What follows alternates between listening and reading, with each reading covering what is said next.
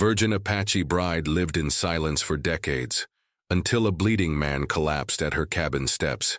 They said she was a ghost before she was even dead.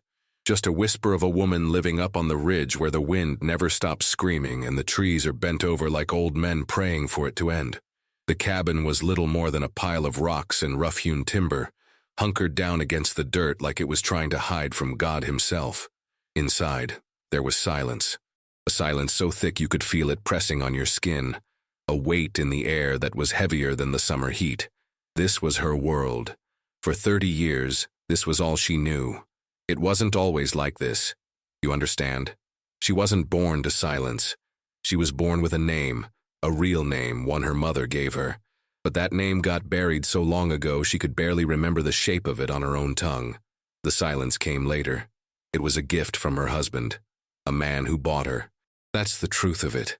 No romance, no stolen glances across a campfire. He was a white trapper, a man with a face like a worn-out boot and hands that were hard as stone. He'd traded 2 good horses and a repeating rifle for her with a man from a neighboring tribe who claimed she was his to sell. She was 16. She was told she was his wife now. He liked the idea of an Apache bride, said they were tough, and more importantly, quiet, and he made damn sure she was. The first time she spoke out of turn, asked for a scrap more food from the pot, he'd backhanded her so hard the world went white. The second time, when she cried out after he took a strap to one of the dogs, he showed her what real pain was. After that, the words just dried up inside her. They shriveled like berries left too long in the sun, turning to dust in her throat. So she learned to be silent. It was a shield, a fortress. He couldn't beat what she wouldn't say. He couldn't punish a thought he couldn't hear. She became a shadow in his home, moving from the hearth to the woodpile, from the garden to the stream, a ghost in her own life. He'd grunt at her for food, for mending, for the use of her body at night. She'd obey. No words, no sound. Just the rustle of her dress, the soft pad of her moccasins on the dirt floor. The silence was her armor, but it was also her cage. Years bled into one another. The world outside changed. Towns grew. The railroad came through the valley, but up on the ridge time was measured in seasons and scars. He grew older, his temper souring like old milk. His hands got slower, but his anger was just as fast. Then one winter, a fever took him. He laid on his cot, shivering and cursing, his breath coming in ragged gasps. He called out for water, for help, for her. She brought him water. She sat in her corner and watched him die. She didn't make a sound. When he was gone, she dragged his body outside and buried him in the frozen ground next to the 2 dogs he'd killed. She didn't say a prayer. She didn't weep. She just filled the hole with dirt and rocks and went back inside the cabin. The silence was different then. It was hers. It was no longer a shield against him, but a part of her, grown into her bones. The people in the town down below, they knew of her. The widow on the ridge, the Apache witch. They told stories about her. Said she'd poisoned him. Said she danced with wolves under the full moon. They were afraid of her silence. It was unnatural. So they left her alone. And that's how she wanted it. For 30 years, she lived with her silence. It was her companion, her only companion. She talked to the crows in the wind, but never with her voice. It was a language of gestures, of thought. The world was a thing she watched from a great distance. The dust motes dancing in the single beam of light that cut through her cabin window were more real to her than the people in the town below. Her life was a ritual of survival. Chop wood, haul water, tend the snares, forage for roots. The days were the same. The silence was the same, a long, unbroken line, until the day it wasn't, until the day the silence was shattered by the sound of a man falling. A heavy, final sound. A sack of bones and blood hitting the dirt right outside her door. This is just the beginning of her story, and there's so much more to tell. If you're finding yourself pulled into her world, do me a favor and let me know where you're watching from in the comments below. It's always amazing to see how far these stories travel. And if you haven't already, make sure you hit that subscribe button and turn on notifications. You are not going to want to miss what happens when she opens that door. Now, let's get back to it. She stood there for a long time just on the other side of the rough plank door. The silence in the cabin was different now. It was listening, waiting. She heard the man's breath, a wet, ragged sound, like an animal caught in a trap, a sound of dying. Her first thought was to do nothing, to just stand there and let it happen.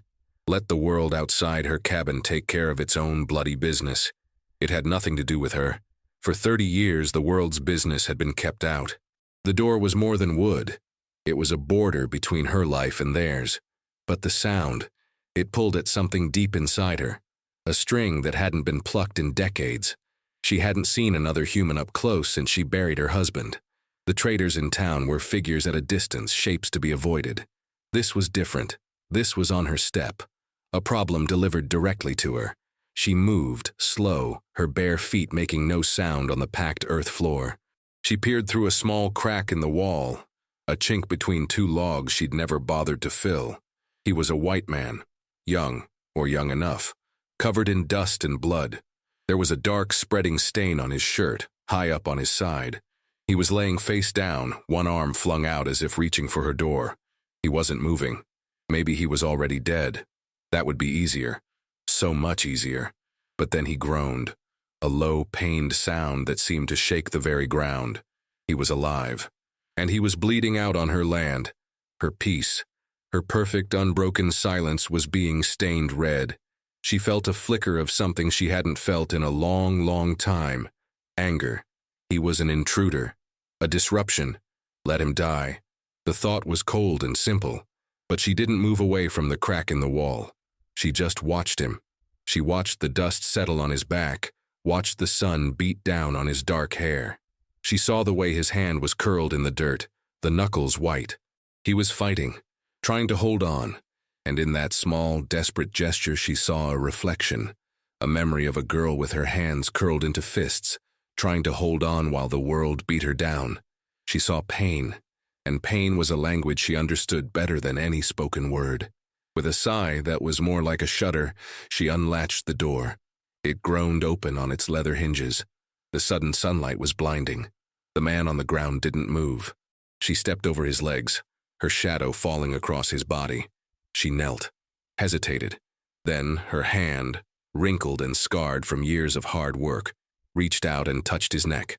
There was a pulse, faint, thready, but there. He was a big man, heavy with muscle, and she was an old woman. But strength is born of necessity. She grabbed him under the arms. Her muscles screamed in protest. She grunted, the first sound she'd made in, she couldn't remember how long. She dragged him, inch by painful inch, across the threshold, out of the harsh sun and into the cool dark of her home. The smell of him filled the small space. Sweat, blood, dirt, the smell of the outside world. She let him drop to the floor, his body landing with a soft thud on the packed earth. She closed the door, plunging the cabin back into its familiar gloom. The silence was gone, replaced by his ragged breathing. She looked down at him, this broken piece of the world that had shattered her peace. She didn't feel pity. She didn't feel kindness. She felt responsible. He was her problem now. She didn't try to move him to her cot. That was her space. He lay where he fell, a heap of limbs and pain in the center of her floor. The first thing was the wound. It was ugly. A hole torn in his side seeped through his rough spun shirt.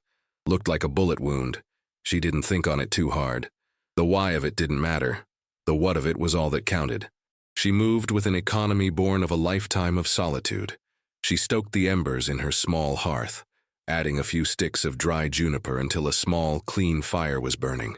She filled her cast iron pot with water from the bucket she'd hauled that morning and set it over the flames to boil. While the water heated, she went to a small wooden chest in the corner. Inside were her treasures, dried herbs, bundles of roots tied with yucca fiber, clean strip of linen she'd been saving for God knows what. She took out the linen and a handful of yarrow, the plant for stopping blood. She didn't have a knife, not a sharp one anyway, so she used a sharp piece of flint to cut his shirt away from the wound. He moaned when her fingers brushed his skin, but he didn't wake. His skin was hot. Fever was setting in. She worked without emotion, her face a blank mask. This was just a task, like skinning a rabbit or mending a roof. She dipped a rag in the hot water, wringing it out until it steamed. She cleaned the wound, her movements practical and sure. There was no gentleness to it, just efficiency. She wiped away the dried blood and dirt, exposing the raw, puckered flesh. The bullet was still in there. She could feel it when she pressed gently around the edges. She wasn't a doctor. She couldn't cut it out. All she could do was clean it and pray the fever didn't take him. She made a poultice, chewing the yarrow into a green paste and packing it directly into the wound. The man flinched violently, his whole body arching off the floor with a strangled cry, but he was too weak to fight her. She bound it tightly with the clean linen, the white strip a stark contrast against his sun-darkened, grimy skin. Done. She sat back on her heels and looked at her work. He was still breathing. That was something. The sun was setting, painting the single window of the cabin in shades of orange and red. Night was coming. She hadn't eaten. She was hungry. She moved to the hearth and pulled a pot of bean stew from the cool embers where it had been sitting since yesterday. She spooned some into a wooden bowl for herself and ate, sitting on her stool in the corner, watching him. She ate slowly, methodically. The ritual of it grounded her. When she was finished, she looked at the man. He hadn't moved. Should she feed him? He'd die without food. He might die anyway, but if he was to live, he needed to eat. She hesitated. Feeding him was an intimacy she hadn't shared with anyone in 30 years, but letting him starve was a cruelty she wasn't ready for. She sighed, the sound loud in the quiet room. She filled a second bowl with stew, mashing the beans with a spoon until they were a thin gruel. She knelt by his head, lifting it gently with one hand. His head was heavy, lolling against her arm. "You gotta eat," she heard herself whisper. The words felt alien in her mouth, rusty and strange. He didn't respond. She dipped the spoon in the gruel and brought it to his lips. They were cracked and dry. She pushed the spoon against them. Nothing. She tried again, forcing the tip between his lips. A little of the watery stew dribbled into his mouth. He swallowed, a faint reflexive action. She gave him another spoonful, and another. Slowly, painstakingly, she fed him half the bowl, most of it dribbling down his chin and onto his chest. But some of it went down. It was enough. She laid his head back down and went to her cot. She didn't undress. She just lay down, pulling her thin wool blanket over her. She lay in the dark, listening to his breathing.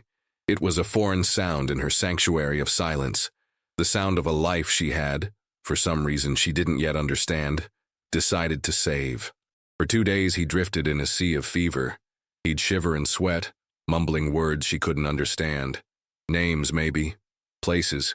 Fragments of a life she knew nothing about. She kept him alive. She forced water and thin stew between his lips.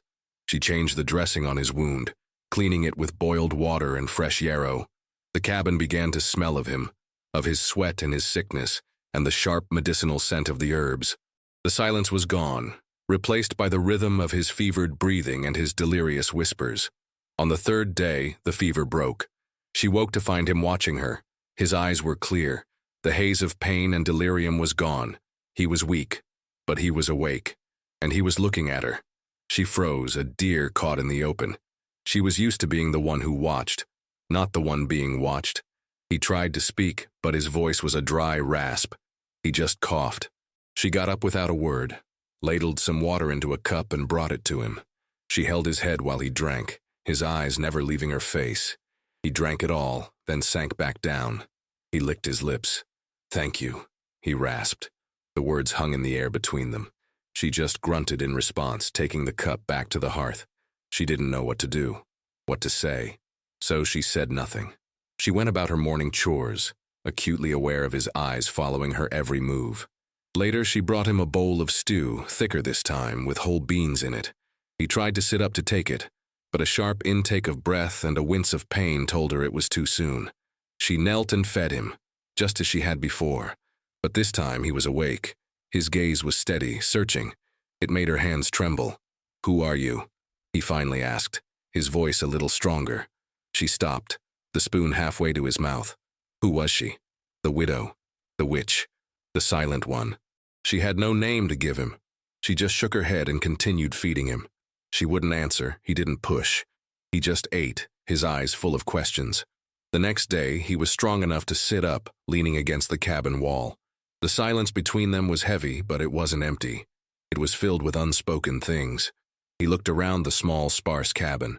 At the single cot, the stone hearth, the few pots and tools. "This is all you got?" he asked. She looked at him, her expression unreadable. She nodded once. He was quiet for a long time. Then he looked down at his own bandaged side. "I reckon I'd be dead if you hadn't found me." She shrugged, busying herself with mending a tear in her old deerskin tunic. "Who did this to you?" she asked. The question surprised her as much as it did him. The words just came out, rough and unused. He looked up, surprised by her voice. It was low and gravelly. "Man named Silas. Him and his brothers. We had a claim up on the North Fork. Found a little color in the stream. Silas said the land was his. It ain't. Never was. We argued. My brother didn't make it." He said it plainly, without emotion. Just a statement of fact. A story delivered like a piece of dry wood dropped on a pile. She stopped her mending. She looked at him, really looked at him. She saw the grief behind the flat words, a pain that mirrored her own. She knew what it was to lose everything, to have your life stolen by the greed of another man. She didn't say anything like, "I'm sorry." The words would be meaningless. Instead, she got up and walked to the door. She opened it and pointed. Outside, not far from the cabin, were 3 small mounds of stone. 2 small ones, 1 larger one. "My husband," she said, pointing to the large one. "He bought me, for 2 horses and a rifle. Said an Apache wife was a quiet wife." Her voice was flat, recounting a history that felt like it belonged to someone else. "He made sure of it. He's in the ground now." She didn't need to say more. He understood. He saw the faint, silvery scars on her arms, the stoop in her shoulders that wasn't just from age. He looked from the graves back to her face. 2 people, strangers, sitting in a dirt floor cabin, their pasts laid bare not in a flood of tears, but in a few hard sentences. The ghosts of their lives were there in the room with them, and for the first time in a long time, neither of them was completely alone with their wounds. The next few days settled into a new kind of routine, a routine for 2. He was getting stronger. His name was Jake. He told her that one afternoon while he watched her grind corn, just said it. "My name's Jake." She just nodded. She didn't offer one in return. He was able to walk a little, pacing the small confines of the cabin like a caged wolf. He was restless, anxious. He kept looking out the window, down the long slope towards the town. "They'll come looking," he said one evening. Silas ain't the type to let things go. She knew he was right. The peace she'd bought with his life was temporary. Trouble was coming. It came 2 days later. It was near dusk. The sky was bruised purple and gray. A storm was brewing in the west. She saw them first. 3 riders coming up the trail, moving slow and deliberate. Not friendly. "They're here," she said. Her voice was calm. Jake scrambled to the crack in the wall, his hand going to his side where a pistol should have been, but wasn't. Damn it! It was them, Silas and 2 others. They reined in their horses about 50 yards from the cabin, just sitting there watching. 3 dark shapes against the dying light. Waiting. The wind picked up, whipping dust and leaves against the cabin walls. A low rumble of thunder echoed from the mountains. The air got thick, heavy. The riders didn't move. They were testing her, testing him. "What do we do?" Jake whispered, his breath hot against her ear as they both peered through the crack. She didn't answer. She walked to the corner and picked up the old rifle. Her husband's rifle. She hadn't fired it in 30 years, but she knew how it worked. She checked the chamber. 1 bullet. She had a small pouch with a few more. Not enough. Never enough. The men outside started to dismount. They were taking their time. Arrogant. Sure of themselves. Just an old woman and a wounded man. What threat could they be? She walked to the door. "Don't!" Jake hissed. "They'll kill you." She ignored him. She lifted the heavy bar from the door and pulled it open. She stepped outside, the rifle held loosely in her hands, pointed at the ground. She just stood there, a silent, unmovable object. The wind whipped her long gray hair across her face, pressing her thin dress against her frail frame. She looked small, but she didn't feel small. Silas swaggered forward a few steps. He was a big man with a cruel mouth. "Evening, Grandma," he sneered. "We're looking for a friend of ours, goes by Jake. You seen him? He's a thief and a killer. We mean to see him hang." She didn't move, didn't speak. She just stared at him. Her silence was a wall. He laughed, a short, ugly sound. "What's the matter, cat? Got your tongue? We know he's in there. We tracked him right to your door. Send him out now and we'll leave you be." The first drop of rain hit the dusty ground. Then another. The storm was breaking. She raised the rifle, not aiming it, just holding it across her chest. A clear sign. No. A lightning flash lit up the landscape, and in that split second, she saw the hate in Silas's eyes. This wasn't just about Jake anymore. This was about her, the witch on the ridge who dared to stand up to him. "Have it your way," he spat, turning back to his men. They fanned out, taking cover behind the rocks and twisted junipers. A siege. They were trapped. She backed into the cabin and barred the door, the world outside now a swirl of rain and wind and menace. Jake was leaning against the wall, his face pale. "You shouldn't have done that. They would have come in anyway," she said, her voice flat. She went to the window, peering out into the growing storm. They were stuck here, together, and outside the world was waiting to tear them apart. The storm hit with the force of a physical blow. Rain lashed against the timber walls and the wind howled like a hungry animal, trying to find a way in. Thunder cracked overhead, so loud it shook the very foundation of the cabin. Outside, Silas and his men were hunkered down, waiting them out. Inside, the only light came from the low fire in the hearth, casting long, dancing shadows that made the small space feel even more confined. Jake had taken up a position by the single window, peering out into the maelstrom. She was at the chink in the wall on the other side. They were 2 points of a triangle with the fire at its center. No one spoke. The only sounds were the storm and their own breathing. The night wore on, an eternity of waiting. The tension was a living thing in the room. Every crack of thunder made Jake jump, his hand instinctively going to his wounded side. Every howl of wind sounded like a man shouting. Sometime after midnight, through a lull in the wind, she heard a new sound. A scraping, a scratching, near the back wall. Jake heard it too.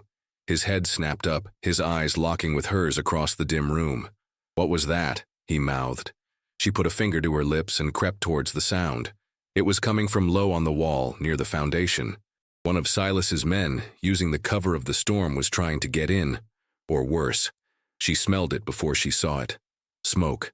A thin, acrid tendril was curling up from the base of the wall. Fire. They were trying to burn them out. Panic, cold and sharp, tried to claw its way up her throat, but she shoved it down. Panic was a luxury. "Water!" she rasped, her voice urgent. Jake didn't hesitate. He grabbed the bucket, the one she used for hauling water from the stream, and sloshed its contents onto the base of the wall where the smoke was thickest. There was a sizzle and a hiss, but the smoke kept coming. "They've piled brush against the outside," he said, his voice grim. They worked without speaking, a frantic, desperate team. She grabbed the stew pot, sloshing its contents onto the smoldering logs. He used a damp blanket to beat at the places where small flames licked up the inside of the wall. Their hands brushed. Their shoulders bumped in the cramped space. They moved around each other, a clumsy dance of survival.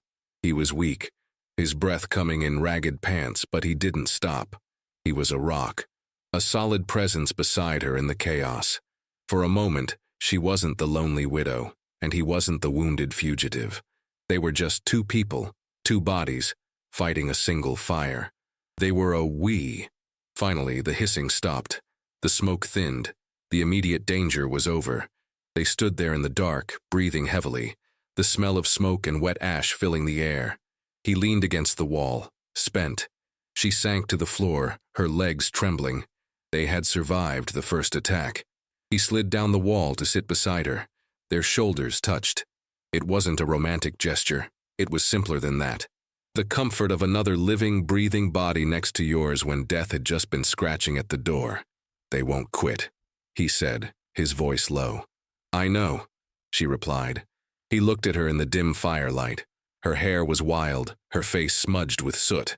He saw the strength in her, a thing as hard and unyielding as the granite of the mountains. She was like a stone that the river of life had tried to wear down, but had only succeeded in polishing. He took the rifle from where she'd leaned it against the wall. He checked the load. He looked at her. "I'll take first watch," he said. It wasn't a question. It was a statement, a promise. He would stand between her and the dark. She just nodded, pulling her thin blanket around her shoulders. She didn't sleep. She just watched him as he stood by the window, a silent guardian, his silhouette framed against the dying fire. The bond between them wasn't being built with words. It was being forged in fire and fear. The storm passed by morning, leaving the world washed clean and smelling of wet earth and pine. Silas and his men were gone, but they both knew it wasn't over. It was a retreat, not a surrender. They were low on supplies. The fire had taken some of their firewood, and the little food she had was running out. They had to go to town. The idea was a knot of dread in her stomach. Town was a place of staring eyes and sharp whispers. A place she hadn't willingly gone in years. But they needed salt, flour, and more ammunition for the rifle. Survival demanded it. Jake was still weak, walking with a pronounced limp, but he insisted on coming with her. "I'm the reason they're after you," he'd said, his jaw set. "I ain't gonna let you face them alone." So they went. The walk down the trail was slow. She was used to the solitude of the mountains, the only sounds being the wind and the birds. Now, the sound of his boots crunching on the gravel beside her was a constant reminder that her world had changed. The town was a single dusty street with a trading post, a saloon, and a handful of houses. As they walked down the main road, it felt like every window suddenly had a face in it. Doors opened a crack. Conversations stopped. The silence that fell was not like her silence. Hers was peaceful. This was a hostile, judging silence. They stepped into the trading post, and the smell of dust, leather, and dried goods hit her. The storekeeper, a balding man named Henderson, stopped polishing the counter and just stared. Two women in calico dresses who had been gossiping by the fabric bolts fell quiet, their eyes wide. The whispers started almost immediately, rustling through the store like dry leaves. "Look at that. It's the old witch from the ridge. And she's got that fella with her, the one Silas is hunting. Heard he killed his own brother over some gold. Shacking up with an Apache squaw now, is he? No decency." The words were like small, sharp stones thrown at her back. She kept her face impassive, her eyes fixed forward. She walked to the counter and began listing what she needed in her low, quiet voice. Flour, salt, coffee, beans. Jake stood behind her, a silent, looming presence. He was tense, his body coiled like a spring. He could hear the whispers, too. Henderson served her, his movements jerky and reluctant, his eyes darting from her to Jake and back again. "That'll be $2, he said, pushing the goods across the counter. She placed the coins on the wood, her hand steady. As she gathered her supplies into a burlap sack, one of the women, bolder than the rest, spoke up loud enough for the whole store to hear. "You ought to be ashamed, bringing your kind of trouble into a decent town. And her, taking in a murderer. They should run you both out on a rail." Jake took a step forward, a low growl rumbling in his chest. But before he could speak, she turned. She didn't say a word. She just looked at the woman. Her eyes, dark and ancient, held a power that 30 years of solitude had perfected. There was no anger in her gaze, no fear, just a vast, empty stillness that was more intimidating than any threat. It was the look of a mountain that had seen civilizations rise and fall, the look of the desert that would outlive everyone in this room. The woman flinched, her mouth snapping shut. She took a step back, suddenly looking for something to do with her hands. The silence in the store was absolute now. She held the woman's gaze for a moment longer, then turned and walked out of the store, her back straight. Jake followed her, the burlap sack slung over his good shoulder. He didn't look back. Outside in the harsh sunlight, he looked at her with a new kind of respect. Her silence wasn't a weakness, it was a weapon, and she wielded it with the skill of a master. They didn't make it out of town. As they reached the edge of the street, where the dusty road turned back into the trail leading up the mountain, 3 figures stepped out from between the buildings blocking their path. Silas, and his 2 brothers, both of them with the same mean-looking faces. Silas had a smug look on his face like a cat that had cornered a mouse. Well, look what we got here," he said, his voice oily. "Decided to come down from your little love nest, did you?" Jake pushed her slightly behind him, shielding her with his body.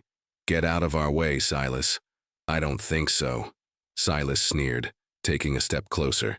His eyes weren't on Jake, they were on her. "You're hiding my property, old woman. That man owes me for the claim he stole, and for the trouble he's caused." He was trying to rile Jake, to get him to make the first move. But Jake stood his ground, his face a mask of controlled anger. "The claim was half his," Jake said, his voice dangerously low. "And you know it." Silas just laughed. "Don't matter what I know. Matters what I say. And I say he's coming with us." He lunged forward then, not at Jake, but at her. His hand shot out and grabbed her arm, his fingers digging into her thin flesh like talons. "Maybe you'll be more cooperative if your little witch gets hurt," he snarled, yanking her forward. A gasp escaped her lips, a sound of pain. And that's when the line was crossed. Something inside Jake snapped. For weeks he'd been running from this fight, from the memory of his brother's death, from the violence he was capable of. He'd made a silent vow over his brother's grave that he was done with it. He was just going to disappear. But seeing Silas's hand on her, seeing the flash of pain in her eyes, that vow turned to dust. The world seemed to slow down. He saw the grimace on her face, the cruel triumph on Silas's, the way his brothers fanned out ready for a fight. He didn't think. He acted. He moved with a speed and ferocity that was shocking. He didn't go for a weapon. His hands were his weapons. He took one step and drove his fist into Silas's gut. The air exploded from Silas's lungs in a pained woof. His grip on her arm loosened. Jake didn't stop. He spun, grabbing Silas's arm, twisting it behind his back with a sharp crack of bone or cartilage. Silas screamed, a high, thin sound of agony. One of the brothers charged, pulling a knife. Jake shoved the whimpering Silas into him, sending them both tumbling into the dust. The third brother hesitated, his eyes wide with shock at the sudden, brutal efficiency of Jake's attack. It wasn't a barroom brawl. It was something else, something cold and calculated. Jake stood over the two men on the ground, his chest heaving, his hands clenched into white-knuckled fists. He looked at the last brother standing.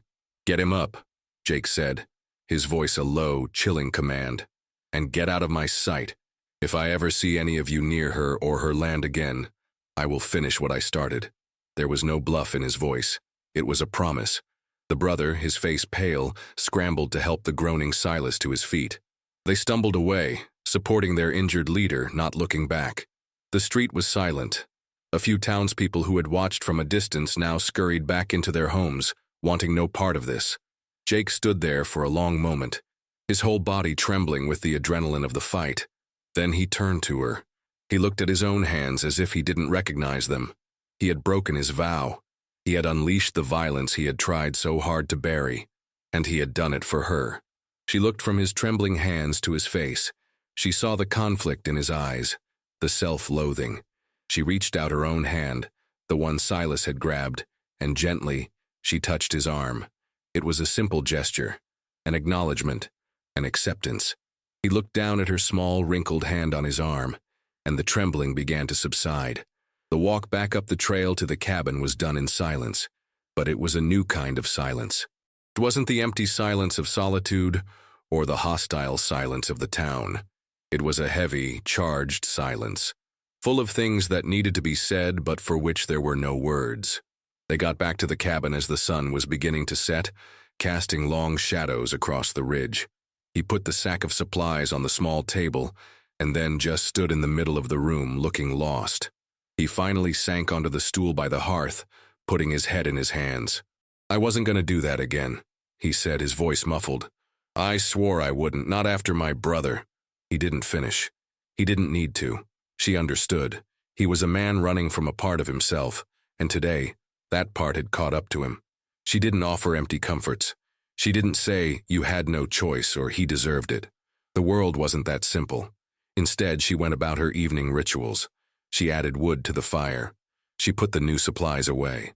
The familiar, quiet tasks seemed to ground the spinning energy in the room. When she was done, she didn't retreat to her corner as she normally would have. She pulled up the only other seat in the cabin, a low block of wood, and sat across from him. She just sat there, with him, in the quiet. He eventually lifted his head and looked at her. The firelight flickered across her face, making her wrinkles look like a map of a long, hard journey. "They all call you the widow," he said softly. "Or the witch." She nodded. It was true. Those were the names the world had given her. Labels that kept her at a distance, that made her something other than human. She looked into the fire for a long time, watching the flames lick at the wood. The memories were always there, just beneath the surface, but she rarely looked at them directly. Now, in the safety of this shared quiet, she let one rise to the surface.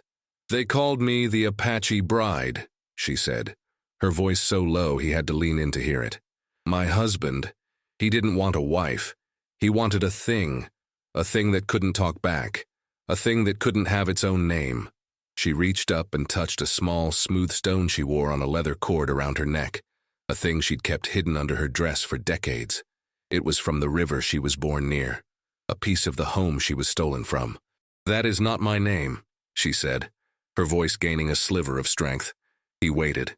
He knew this was important. This was a gift she was about to give him, more precious than food or water. She took a deep breath, a breath that seemed to pull a word up from the very depths of her soul, a word that had been buried for 30 years. "My name," she said, looking directly into his eyes for the first time, truly seeing him and letting him see her, "is Anawa." The name felt strange and wonderful on her tongue. It was her, the person she was before she was a bride, a widow, a witch. It meant turtle in the language of her people, the one who carries her home on her back, the one who endures. Jake let the name settle in the space between them. He felt the weight of it, the power of it. To be nameless is to be a ghost. To have a name is to be real. He gave her a small, sad smile. "Anawa," he said, tasting the word. "It's a good name." He said it with a reverence that told her he understood exactly what she had just given him. In the small, flickering light of the cabin, surrounded by the ghosts of their pasts, a man who had lost his way and a woman who had lost her voice had finally, truly introduced themselves. The next morning, she woke to the sound of metal striking earth, a rhythmic thud, scrape, thud, scrape. It was a sound she hadn't heard on this land in a very long time. She got up from her cot and went to the door, pulling it open to the bright, cool morning air. And she saw him, Jake. He had found the rusty head of an old hoe in the lean-to and had fashioned a new handle for it from a sturdy branch. And he was working. He was turning over the soil in the small, fallow garden patch next to the cabin, the patch she had given up on years ago, when the hope for planting anything new had withered and died inside her. He wasn't leaving. The thought hit her with a surprising force. He wasn't running anymore. He was here. His back was to her, his shoulders working as he broke up the hard, dry ground. Every movement was deliberate. He wasn't just killing time. He was preparing the earth. He was putting down roots. She watched him for a long time, a strange feeling blooming in her chest. It wasn't love, not in the way the stories told it. It was something quieter, more solid. It was belonging. This man, this broken piece of the outside world, had fought for her. He had seen her, and now he was tending her land. He was choosing to stay. Without a word, she turned and went back inside the cabin. She went to the small wooden chest in the corner, the one where she kept her few treasures. She rummaged under the dried herbs and the strip of linen, her fingers searching for something she hadn't touched in decades. She pulled out a small, tightly wrapped deerskin pouch. Inside were seeds. Corn seeds. They were old, saved from a harvest so long ago she could barely remember it. Seeds she had kept through the years of silence and solitude, a tiny, dormant speck of a future she never thought she would see. She had no reason to keep them. It was a foolish, hopeless act, but she had. She walked back outside, the small pouch clutched in her hand. Jake had stopped working and was leaning on the hoe, wiping sweat from his brow with the back of his arm. He saw her coming, saw the pouch in her hand. He didn't ask what it was. He somehow already knew. She walked right up to him and held it out. Her hand was steady. Her eyes met his, and in them, he saw not a witch or a widow, but a Nawa. He reached out and took the pouch, his calloused fingers brushing against hers. He opened it and looked down at the handful of dark, shriveled kernels. They didn't look like much, but they were a promise. He looked from the seeds in his hand to the newly turned earth, and then to her. A slow smile spread across his face. It was the first time she had seen him truly smile, without the shadow of pain or fear behind it. She smiled back, a small, rusty movement of her lips that felt both strange and wonderful. They didn't need to speak. Everything that needed to be said was held in that single, shared glance. He knelt down, and with his finger, he poked a small hole in the rich, dark soil. She knelt beside him, and together they began to plant the seeds one by one in the earth he had prepared.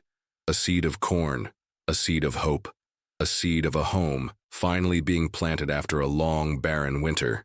If you enjoyed this story, please hit that like button and subscribe to the channel for more tales just like this one. We'll see you in the next one.